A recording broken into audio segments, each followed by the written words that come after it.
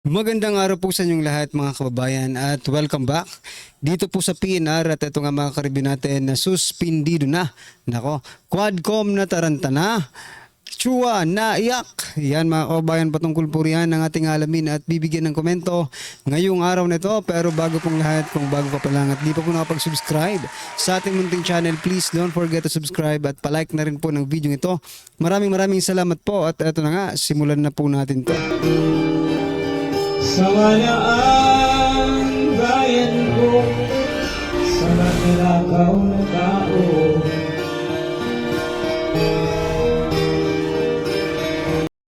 So ito mga kababayan, bago po natin i-play ang video ito, pasadahan po muna natin itong mga nagtitrending na mga balita dito po sa mundo ng social media. At ito nga mga karibin natin, nako, suspindido. Ito mga karibin natin ang balita. No? Mula po ito sa The Freeman, breaking news. The Office of the Ombudsman has ordered the 6 months preventive suspension of Governor Gwendolyn Garcia for grave abuse of authority, gross misconduct, serious dishonesty, gross negligence, conduct prejudicial to the best interest of the service, and violation of Republic Act 6713. Nako, yan mga kababayan, napakarami po palang violations, no, ni Governor Garcia ng Cebu mga karibin natin. Yan po ay yan po ay kaalyado ni President Bongbong Marcos Jr. ngayon, no? Tagapagtanggol po yan ni President Bongbong Marcos Jr. pagdating po dyan sa Cebu mga karibin natin. Nako, lagot na. Pero mga karibin natin, bago po ito maging kaunting kaalaman, no? Bago po ito maging pro BBM, no, si Gwen Garcia, nako po ay ito ay kumampi rin ito sa mga Duterte mga kababayan. Kumbaga parang si Pacquiao din ito, no. Itong si Governor Garcia po mga kababayan ay parang si Pacquiao.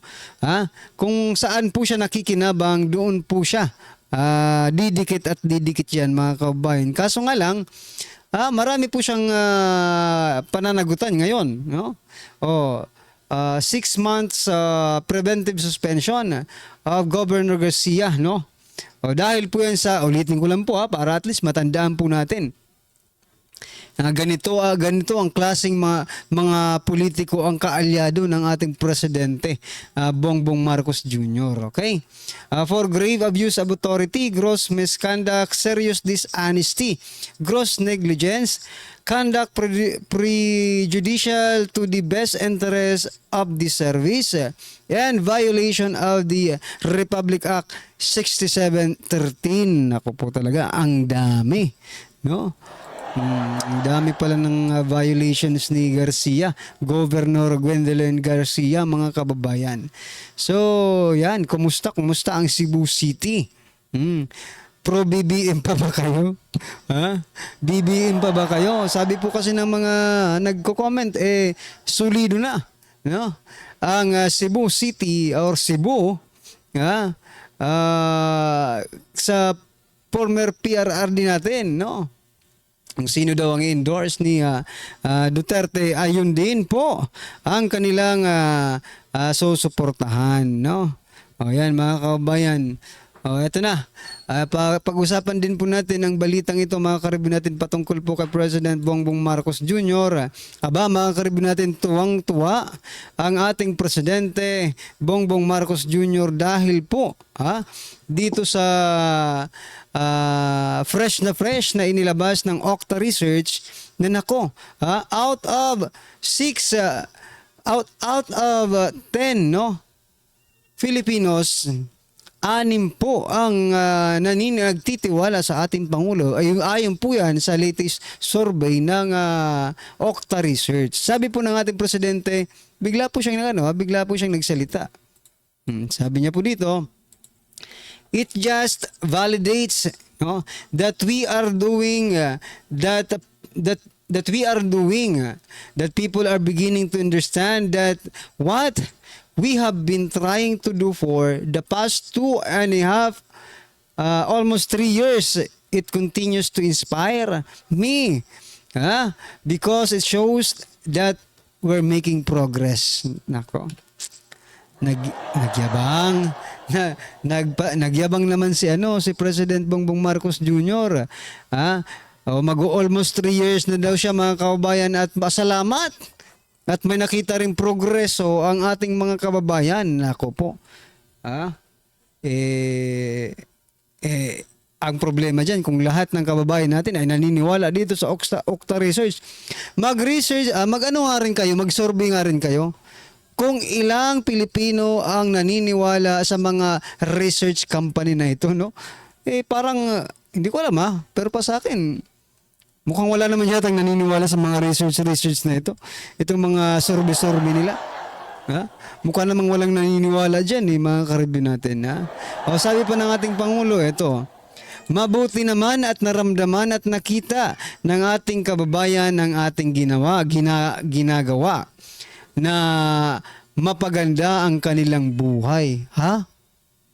Ayon po yung kay President Bongbong Marcos Jr. Gumanda na daw yung buhay mo, ikaw na nakikinig. Kayo pong mga nakikinig dito sa ating channel, gumanda ba ang buhay ninyo? Dahil yun po ang sinasabi ng ating presidente, mga kababayan, na gumanda na raw ang buhay natin, no? Dahil tumataas na yung kanyang trust ratings. Nako po. Hindi po nakabase ang buhay namin sa trust rating ninyo, President Bongbong Marcos Jr. No? Yang trust and approval ratings na yan, nako, mahirap pong paniwalaan. Napakahirap po kasi kung, di ba? Iba po kasi yung nai-experience ng taong bayan kaysa po dyan sa sinasabi niyong gumanda na ang kanilang buhay. Ito, palakihin natin. Baka sabihin niyo ako nagsasalita. Sabi niya, mapaganda ang kanilang buhay. Sabi niya, mabuti naman at naramdaman at nakikita na ng ating kababayan ang ating ginagawa na mapaganda ang kanilang buhay. So, pinapaganda pala, mga kababayan. Pinapaganda pala ni President Bongbong Marcos Jr. ang ating buhay. Kaya pala, ang mamahal po ng mga bilihin, mga kababayan, at puro sila utang. Mukhang buhay lang ng mga politiko ang gumaganda. Hindi naman buhay ng ordinaryong Pilipino ang gumaganda, mga kababayan. Grabe itong statement na ito, ito yung report, no. Ito ang masayang sagot ni President Bongbong Marcos kaugnay sa pagtaas ng satisfaction rating na lumabas sa Okta Research Survey na umabot ng 59%. Anya, masaya ang Pangulo at naramdaman at nakita ng taong bayan ang mga ginagawa ng gobyerno upang makatulong sa pagpapaganda ng kanilang buhay. Nako po, kaninong buhay ang gumanda? Mukhang sa mga politiko lang ang mga buhay na gumaganda. Pero sa mga ordinaryong Pilipino, sa panahon ngayon, hindi yata uso ang gumanda ang buhay, mga kababayan, sa panahon ngayon. Nako po. Ano kaya yung ginagawa nila para mapaganda ang buhay natin? Yung pang-aayuda ba? Wala naman silang ginagawa yung di ba? Trabaho, walang trabaho na Ano ba, meron siguro, pero hindi ramdam ng taong bayan yung mga trabaho. Ibig sabihin, it's not effective kung hindi ramdam, di ba? Pero kung sasabihin, mapaganda ang buhay, ayuda lang naman ang ginagawa nyo. Paano gaganda ang buhay ng bawat isang Pilipino kung puro ayuda lang ang gagawin ninyong proyekto? Nako po. Kahit hindi na maganda ang buhay ng Pilipino, basta maganda lang ang kalagayan ng Pilipinas, diba? Pero paano gaganda ang kalagayan ng Pilipinas ay punong utang, mga kababayan. Nagbenta pa ng gold reserve. Kinuha pa yung sa PhilHealth. Maharlika Fund, kumusta na? At marami pa pong iba. Yung sa Meralco nga, yung franchise ng Meralco, mga kababayan, agad pong pinirmahan no? Diba, binubusisi muna yan sa kamera. To make sure that they are following the guidelines na ibinigay ng gobyerno para sa prangkisa nila. Kaya umaabuso po itong Meralco taas ng kuryente. Dahil siguro ito opinion lang natin ito Ang bilis-bilis pirmahan po ng kanilang prangkisa mga kababayan. Ganun talaga mga karibyo natin pag malakas po ang kapit. Dahan-dahan lang kayo. Baka mawala na yung epekto ng inilagay niyong pandikit ay baka mahulog din kayo sa sobrang yung kapit, no? Nasa palagay niyo dyan mga kababayan. Nako po. Ito pa. Last po natin pag-uusapan itong si Gadon. Nako naman talaga itong si Gadon. Kailan din kaya ito masususpindi? Nasususpindi po ba ang tawag dito?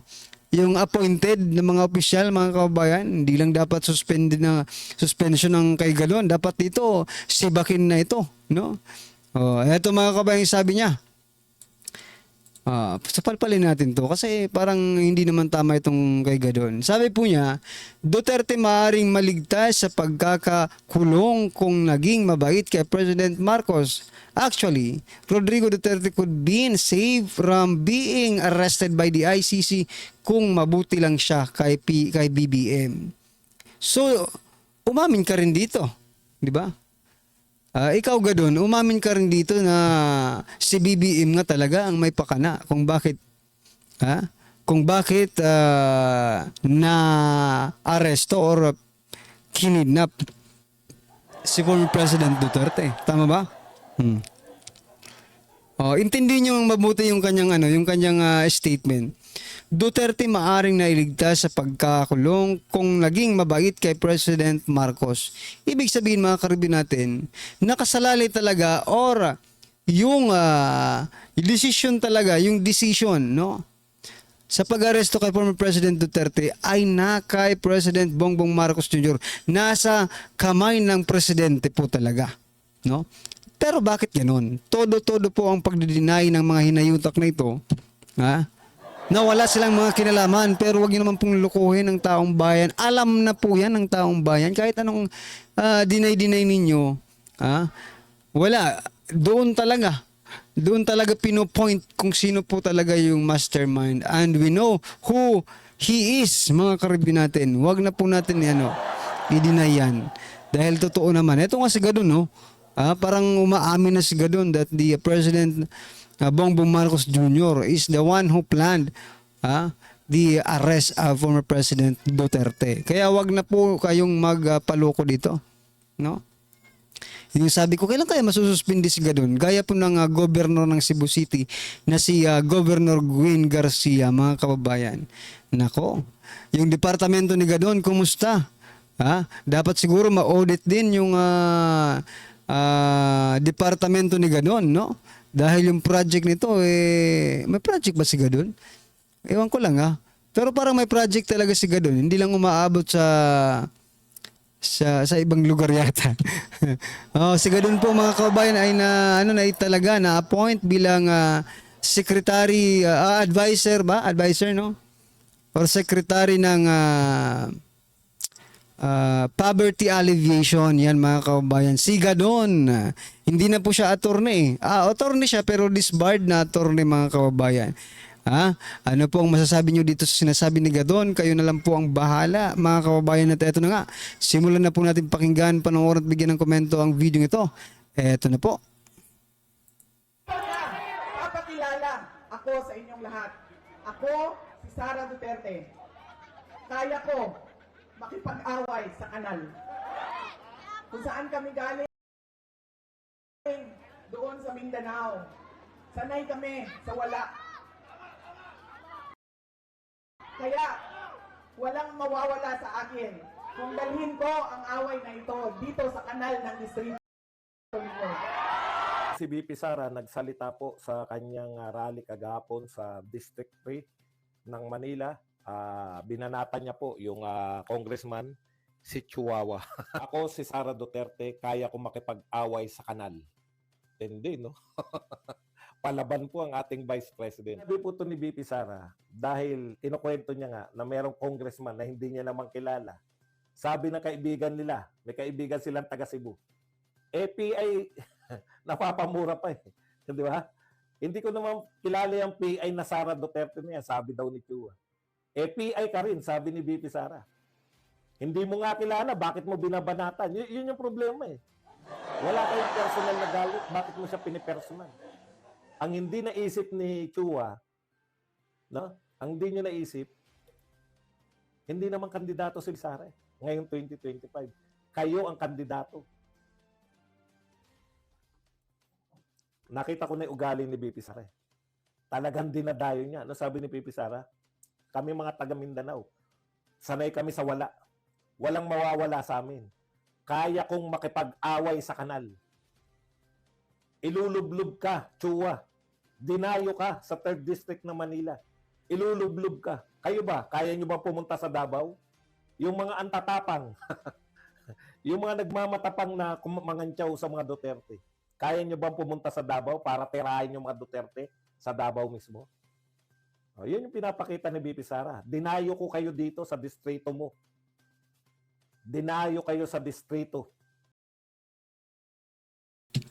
Ang tapang-tapang po yan, no, ni Chua, mga kababayan, no. Napakatapang ni Chua. Pero ito lang, hindi naman, sabi po ng mga taga Maynila, mga kababayan, hindi naman mananalo si Chua kung hindi po inendorso ni Yorme Isko Moreno, mga kababayan. Tapos ngayon, ang tapang-tapang mo magsalita, kung hindi ka pala inendorso, hindi ka mananalo. Isubukan natin ngayon, mga kababayan, no, na magkalaban, hindi kayo magkaalyado ngayon niya, no, ni Yorme Isko. Kung manalo ka rin ba? Sige nga, sige nga. Ang yabang. Si Chua po pala, si Chua ba yung nag-file ng, pa-imbestiga? No, siya po yung hain ng resolution to investigate confidential fund, mga kababayan, or doon po sa Department of Education. Correct me if I'm wrong, mga karibyo natin. Basta mayroon pong ginawa si Chua dyan sa Kamara, siya po yung naging basihan, no, kung bakit nagkaroon ng investigasyon sa Office of the President o Vice President or Office of the Department of the Education, no. Grabe itong si Chua. Siya po ang may pakana kung bakit ganito ang nangyayari diyan sa Senado, sa Kongreso. At patuloy pong pinag-iimbestigahan nila. Kunwari lang naman yan. Kasi alam din naman nila talagang wala eh. 'Di ba? Sabi po ng COA, wala talaga eh, walang problema yan eh. Bakit niyo bakit niyo pinipilit? For the sake of na lang, para maging popular sila at mapag-usapan, no? At maybe because of this coming 2025 midterm election, kaya ginawa yun ng mga hinayutak na yun, 'di ba? Grabe talagang mga ito eh, no? Anyway, mga karibin natin, ano po ang inyong opinion, reaction patungkol po sa video ito, i-comment na lang po sa baba. Para at least alam po ng ating mga kababayan ang inyong opinion. Maraming salamat po. Please don't forget to like the video. Maraming salamat po. Sawa na ang bayan ko sa pagnanakaw na tao.